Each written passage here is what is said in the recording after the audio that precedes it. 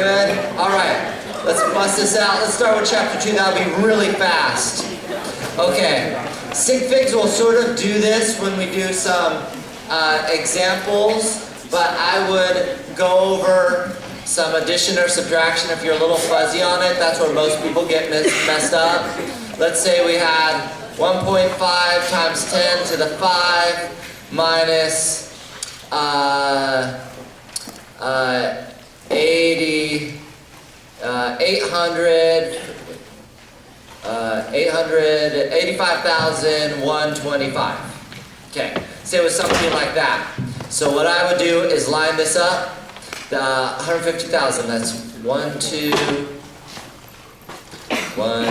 3, 4, 5. 150,000 and then 85, 125. So just do an example of this. Remember when I do these examples, I might not do the exact example that's in your head, so save if you have a specific question for afterwards. Okay, so the sig figs, this would have 5 as given, this has 2 as given. Well, let's subtract it as normal. Oh shoot. This is a number 875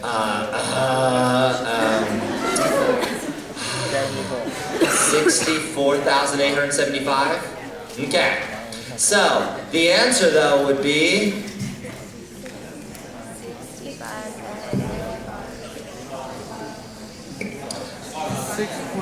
I don't think I've heard the correct answer yet. 6.5 times 6.5. 60.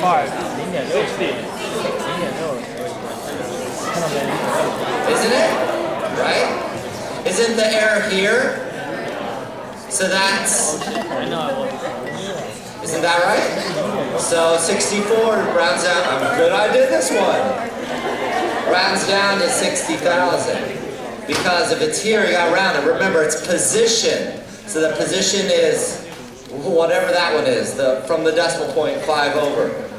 So, yeah, the 10,000ths position. Okay, cool. Any questions on that one? I'm moving on. Hi. Huh? 60,000 has 1 sig fig. Yes. 1.5 times 10 to the 5, that had 2. But it's position. We don't care how many it had. It's position. The position is the 10,000ths place. Yes?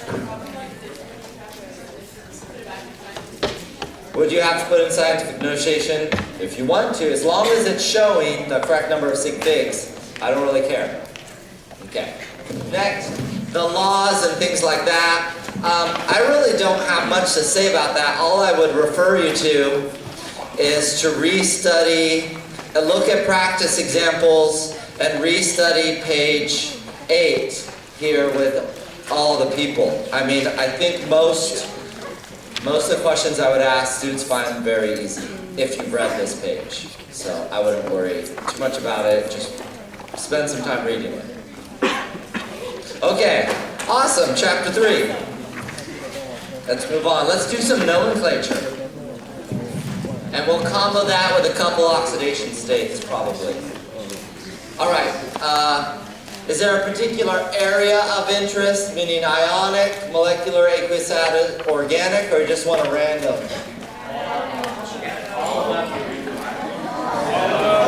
Random, okay, got it. Okay, y'all worked up, here we go. We haven't even had the test yet. Okay.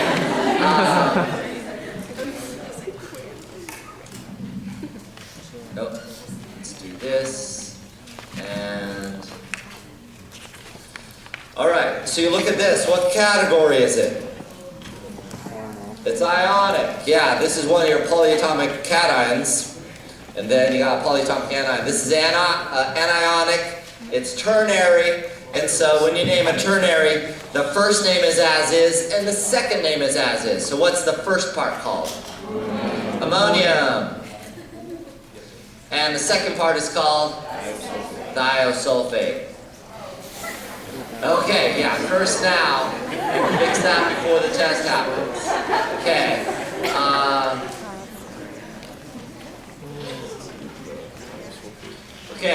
category is this? It's ionic again. It's got a metal. That happens to be a transition metal. So we've got a couple options here. Okay, what's the charge on the copper, or the oxidation state? 1. That would be, yeah, +1. A copper has what two common oxidation states? 1 and 2. So it's either one of those, it happens to be 1 here, because that would balance the 3 minus of this thing. Okay, so we would write copper, parentheses 1, and the last name is? Yeah, it's ternary. So the first name is as is, and the second name is as is. If you want to name it in Latin, because you're into the Pope, you would say Cupris, because OUS means the lower of the two common charges. Yeah?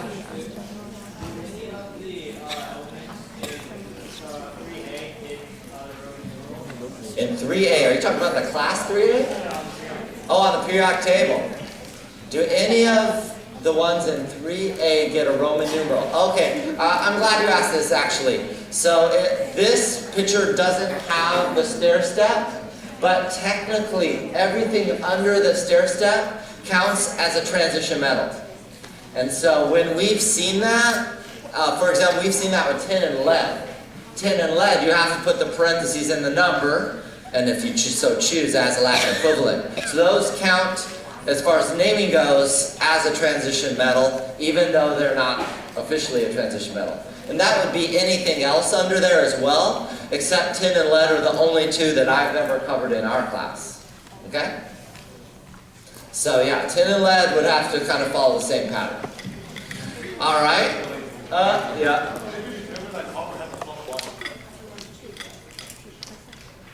How did I determine the copper is +1? Well, this is -3. I know that because I know my polyatomic anions. That's phosphate 3 minus.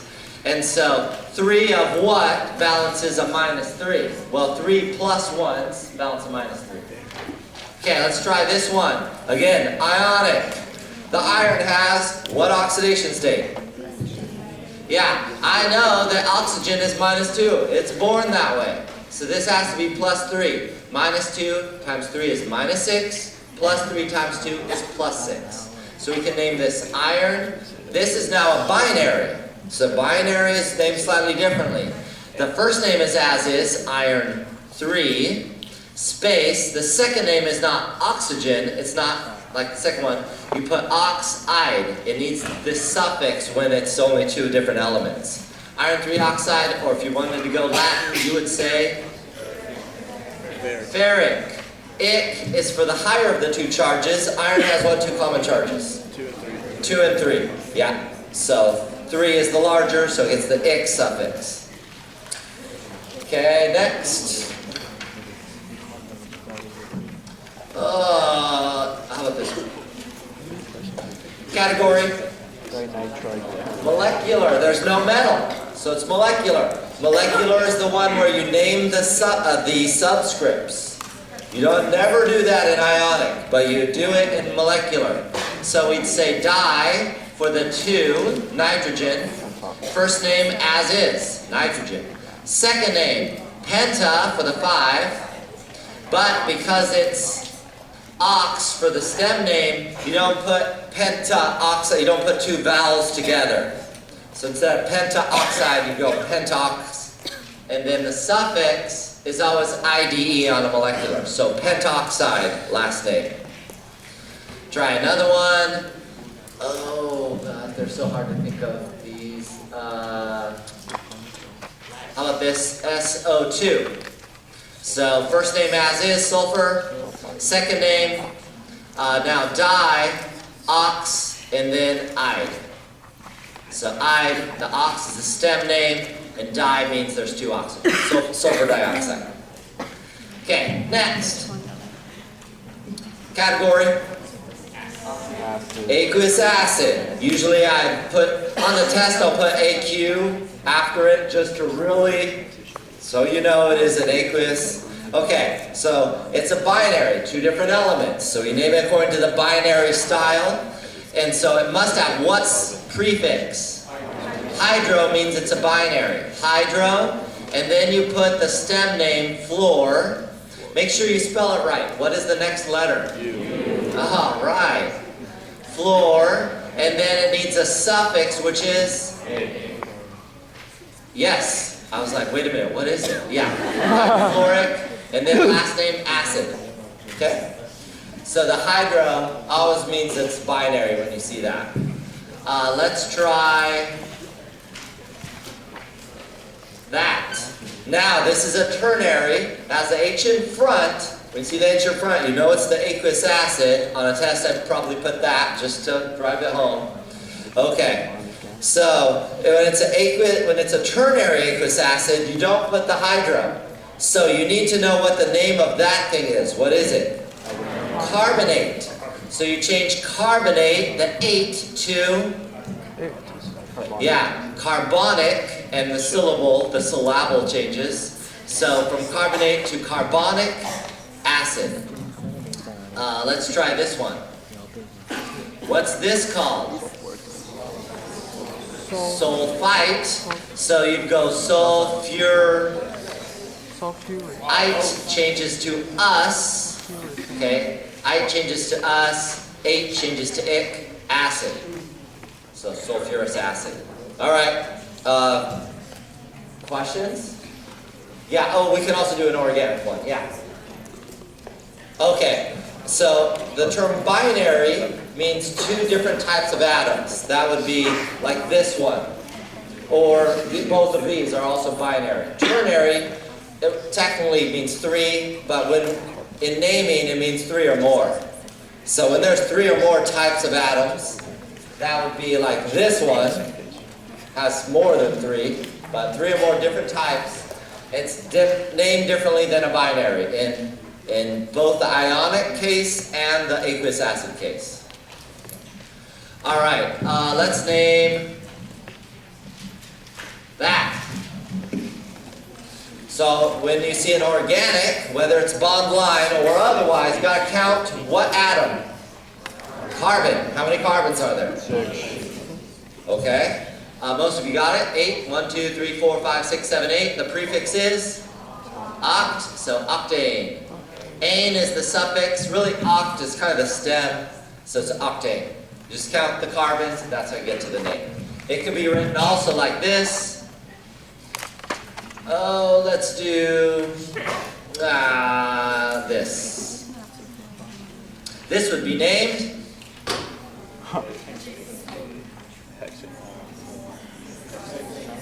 hexane. There's 6 carbons. So hexane. Hex is kind of the main name, and then ane is the suffix. 4 carbons there, 1 on each side for a total of 6. Okay, any questions on naming? Yeah, look at my naming example videos. There's so many, it's ridiculous. Yeah? Why is it sulfurous rather than sulfuric? Okay, yeah, I was avoiding that, but somebody asked. So, well, maybe I should clarify. Do you mean, is your question on the stem name or is your question on the suffix? Oh, good. Okay, it's easier than I thought. This is sulfite, ITE ending. ITE goes to OUS. This is carbonate, so 8 goes to ic. Okay? That's just the pattern. All right, good? All right, let's go on. Let's do a couple oxidation states. I assume you're looking for either medium or difficult examples. Is that right? Yeah, okay. Oxidation states, here we go. Let's see. Ooh, how crazy can I be? Let's see. Yes, okay. This would be a S3. I like this. And sulfur. I'll think of another one. You can start on that if you want. Or just sit there and be bored. Let's see.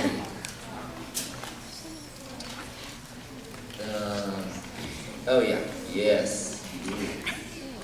Ooh, let's see how complicated I can make this next one. Yes. Oh, I'm really liking this next one. crazy liking this next one. Oh, gosh. Watch this. Oh. If there was more space here, I'd make it even harder, but this is cool. Okay. I think that works. Okay. And this one would be... Alright. I'm going to start on the first one. If you want to work on the second one while I'm doing the first one, go for it.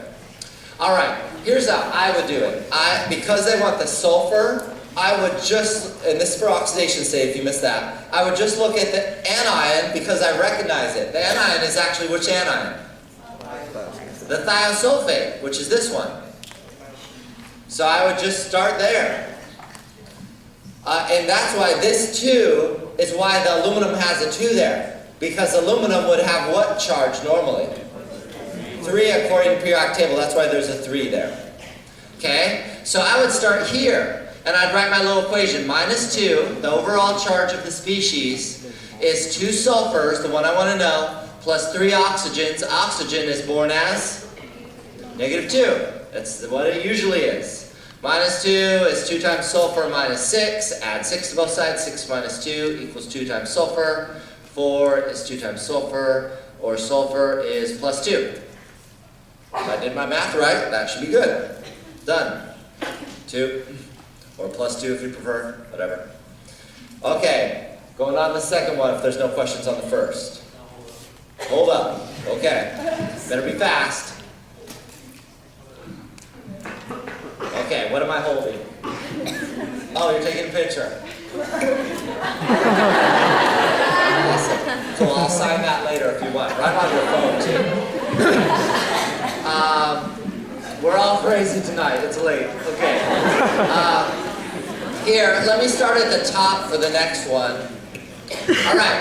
When it's what is a transition metal complex, like a big looking ugly thing, I would look for all the things you recognize. So you better recognize that. What charge does it have? 0, that's water. How about that thing? 0, that's carbon monoxide. Okay? How about that?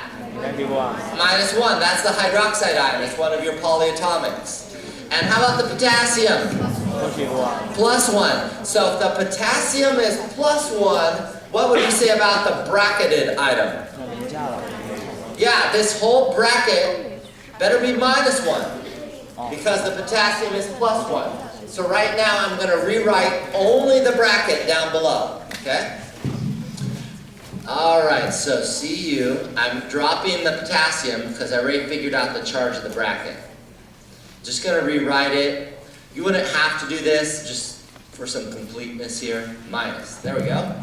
Okay, now, let's write a little equation. -1, the overall charge of the entire species is copper, the one I want to know, 2 hydroxides at -1, 2 carbon monoxides at 0, and 2 waters at 0. Alright, those are gone. They're both 0. So -1 equals copper -2. Or 2 minus 1 is copper, moving the 2 over, or copper is +1. Now I'd ask myself, before I underline it, is this one of the common charges of copper? Yeah, so I feel really good about it. +1 and +2 are the common charges. I got one of those. Sounds good to me. Okay, any questions on that? That'd be a pretty typical, quote, hard one. Okay, this would be a pretty typical medium one, in my mind. Yes? Can oxidation states be fractions? Yes, that's possible in life, but not really in Chem 2A. Yeah, that doesn't exist here. I have a bubble around our world here, and I protect you from harmful, difficult concepts, whether you believe it or not. Okay. Next. So we did some oxidation states just now. Let's look at combustion analysis. Does somebody have one? Those are hard to make up, and I don't think I have one. Everybody raise your hand if you brought a combustion analysis problem I could do. Yeah. Can you pass it over to me? Okay. Cool. Then from the back of the book, I presume? Yeah. Okay, this is from the back of the book, number 61 of the respective chapter. I'm going to bring this back to you eventually. Okay. All right, it says this. We've got this complex, and I want to know, I presume, the empirical formula. Is that right? Okay. And then we combust it, and it forms CO2 and water, and we're given some masses. I know the mass of this is 10.68 milligrams. I know the mass of carbon dioxide is 16.01 milligrams. I know the mass of water is 4.37 milligrams. And I guess that's it. Oh, I know the molar mass, I presume of this one up here, is 176.1 grams per mole. Is that correct? Is that what that means? Okay. All right, I can give this back to you. All right, this would be a pretty typical one of these types of problems. They don't really get harder or easier, but in the scheme of problems, most students consider these of the harder kind of category. But in and of themselves, they don't get harder or easier. They're just this. So you just need to learn the patterns. What you want to do is start with CO2 and water and change them to their respective moles and masses. So, for example, let's start with CO2. Doesn't matter which one you start with first. Take the mass that's given. This is in milligrams. First of all, I don't like that milligrams, so change it to grams. Okay, so we got grams now. Now's where we want to mess around. Change that to moles of CO2. Look on the periodic table, I think it's 44.01 grams per mole. Okay, and then you say there's 1 mole of the carbon atom for 1 mole of the CO2. So basically 1 per 1. And this will get you moles of carbon. Do you happen to have that number? Moles of carbon? Yeah, I got 0.000363. Oh my goodness, hold up. That was more zeros than I was hoping for. 0003. Yeah, 63. Okay. 781. Oh my god. Okay, I don't have space. Alright, H2O. And for these types of problems, about 3 to 4 digits is about all you need besides the zeros. Alright, let's try the next one now. Go to the water. You're always going to do this on combustion analysis. Milligrams, grams for 1,000 milligrams. And then, let's see, now we're talking about water, so change to moles of water, 18.01 grams per mole. And then there's 2 moles of H for every 1 mole of water, or there's 2 hydrogens in every water.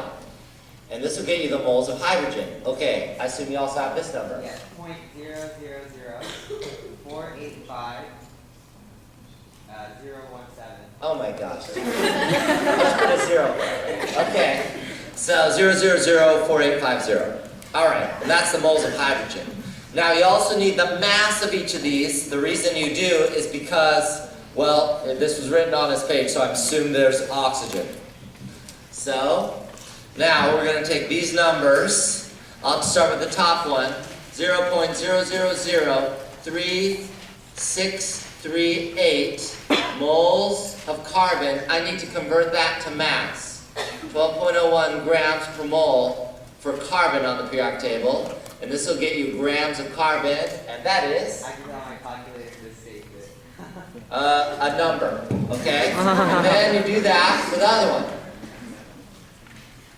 4850. I'm sure you'll come through later, so I'm not worried.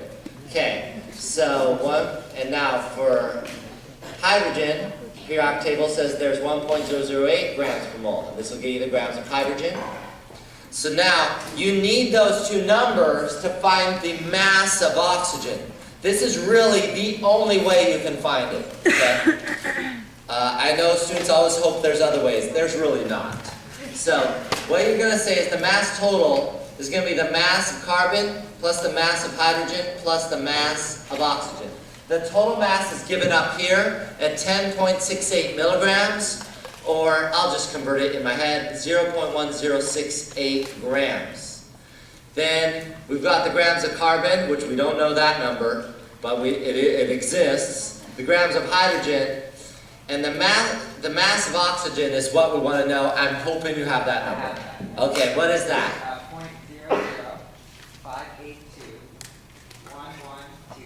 0.0058211123. Okay, 5821 grams or milligrams? Grams of oxygen. Okay, so now we have the grams of oxygen from there, and now we've got to change that back to moles from mass. So 0.005821 grams of oxygen. Change that to moles. Use the periodic table again, 16.00 grams per mole. That'll give you the moles of oxygen. I'm super hoping you have that number. I do. Okay. 0.000 000 363 363. 82. Okay, 8. Okay, moles of oxygen. Now let's go back. Let's see if I get this mostly on the same page. Okay, if you have the top of your notes now where it has the reaction that I wrote initially, you're going to see that, okay, I'll try to put this all on here. This number is what variable? This is X. That's the moles of carbon, or the coefficient for carbon. So thus this is Y, and we just found Z. Okay, yay. We got to clap for ourselves. That's awesome. Yay, thank you. Okay, one person. Okay, next. So now I'm going to write those numbers in here. Oh, they're so long. Okay, 0.003638. Hydrogen, where was that one? 0.000485. And then oxygen, 0.3638. And I'm going to divide according to what law? Hey, we're reviewing a law. Definite proportion. Law of multiple proportion says that coefficients must be, yeah, like the smallest common multiple, or smallest common factor. They must be whole numbers, essentially. Especially when it's an empirical formula. If it's not an empirical formula, they can be any whole number. All right, so that would be the 0.003638, and that's going to turn out to be CHO. I guess these are ones, and this is 1.3. Awesome. What do we do with this? That's not cool. According to what law? Multiple, same one. Okay, can't have a fraction there. Multiply by 3.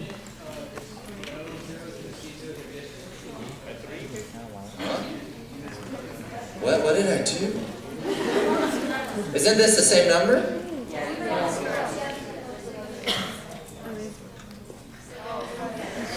You're better now? Okay, cool. Anyways, I'm multiplying this by 3. Good question. And I get C3H4O3. That should be my empirical formula. Is that what you got? Okay. Did you want to do the molecular too? Or anybody? Yes. Oh, sorry, too many voted. Sorry for those shaking your head. We need the molar mass of this. What is it? 88.07 grams per mole according to the periodic table. And we compare it to the given, which was 176.1. So that's the given in the problem. That's the molar mass of the actual compound. This is for the empirical. We divide these numbers. Okay, math savants, what is this? 2. Okay. Or use your calculator if you didn't know that. So I'm going to multiply the coefficients here by 2. C6H8O6. This would be the molecular formula. Okay? All right. How are people in 3A doing? Okay? Okay, cool. Good to hear. Later, I'd love to hear how the class is going. This is brand new, right? All sexy class and all that stuff. Okay. How's the other students doing? You doing okay? Gulakar? You're surviving here? Okay, good. All right. Cool. That was combustion analysis. I know it's long, but it's always the same style. All right.